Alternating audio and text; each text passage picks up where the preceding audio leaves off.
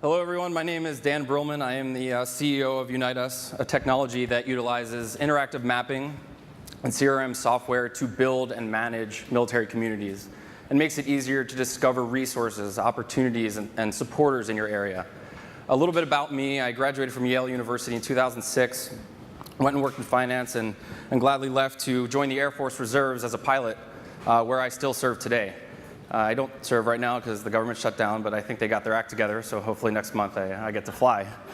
But nonetheless, I'm in a unique position here as both a civilian and a person that gets to put on the uniform and be part of something bigger than myself.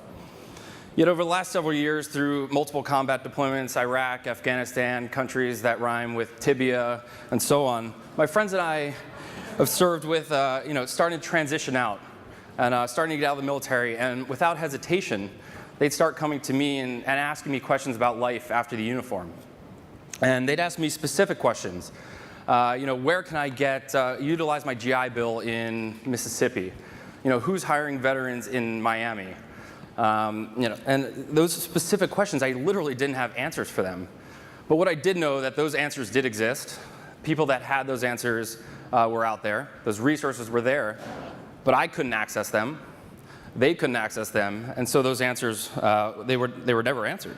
Whether that's a peer-to-peer resource, a government entity, educational opportunities, corporations that are hiring, and so on. So let's talk about that change. There we go. All right, the veteran population. Although we are a smaller population, if you look up there, 22.2 million veterans out there. It's pretty big.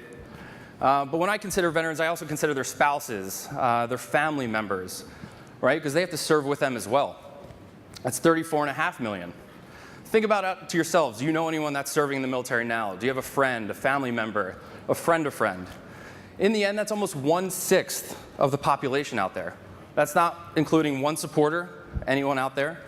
That's not including a corporation that has a veteran initiative or a school that's looking for veterans. Now that becomes more than a population. Now we start talking about a community. Access. With all these resources out there, where are they? Who are they? Are there too many now? Or maybe there's just not enough. Technically speaking, there's an overabundance of them, but there's really no single point of access to them. Even if there was that single point, the data out there, technically, is so unstructured, so uncategorized, that it really rarely provides that end result. With about 22 veterans committing suicide a day, about 750,000 are awaiting backlogs for their VA benefits, and unemployment's between 18 and 25-year-olds up to 30%. So clearly, there's something we can do to change this. So a great example is on Saturday, Jerry invited me to the hackathon, and I spoke there, and I bet anyone $20 in the audience that they couldn't tell me where the closest service in any capacity, using technology, whatever they wanted, the closest service to that hackathon location. And luckily, I still have that $20 in my pocket. But nonetheless, it's nobody's fault out there, because it took me a long time to even figure it out myself. But again, it just shows about the examples of opportunity for change. In New York City, alone, there's thousands of organizations. But as a veteran, how do I access them? How do I know which ones meet my specific needs? There could be one next to my apartment. There could be one next to here, but I wouldn't even know about it. At the same time, the ones that I'm searching for as a veteran are also searching for me, right?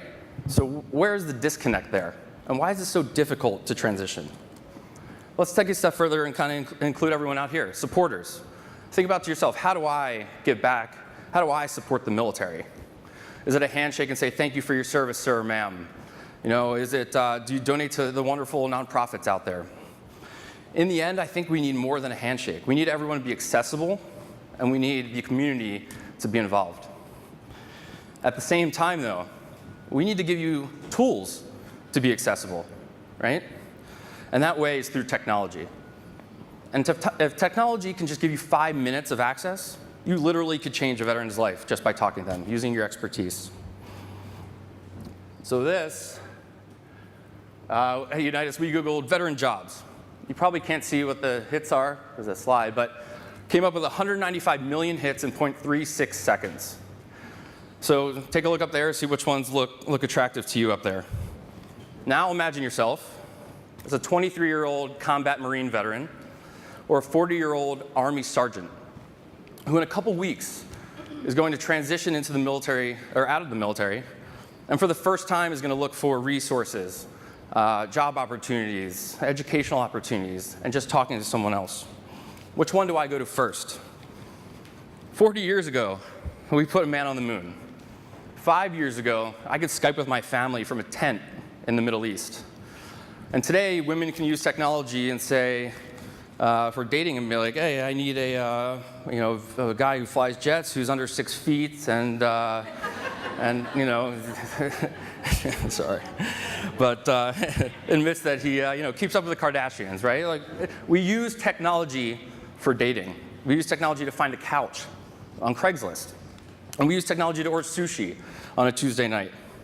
But families and veterans are still filing their VA disability claims on paper.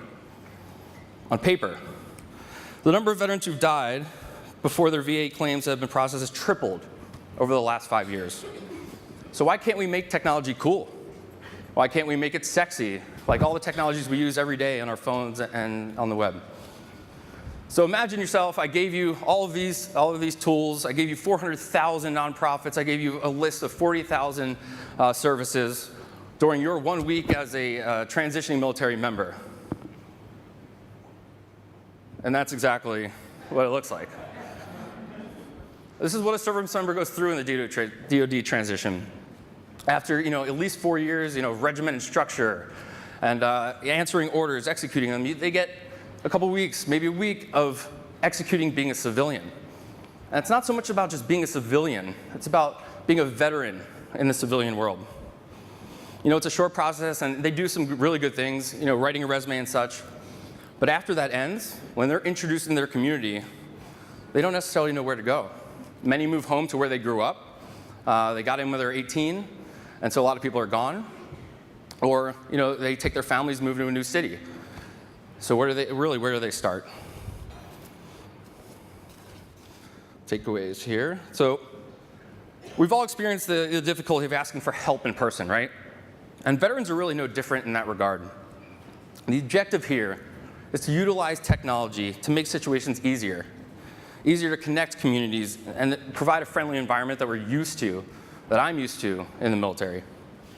So the statements on these slides are things we think about at Unitas every day, things you should be thinking about as well, if that's your plan. Building better access to the community. That's not just for the veterans, it's not for their families, but it's to you, it's to supporters.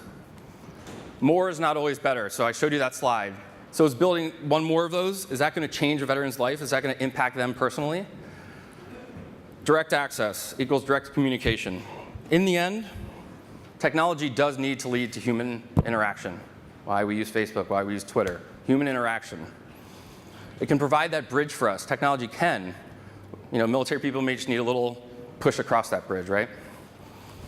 And finally, although I've asked everyone here to be more accessible, and you may, this is more about productivity than it is just activity. Let's utilize technology to create that community environment that veterans are so used to in their service.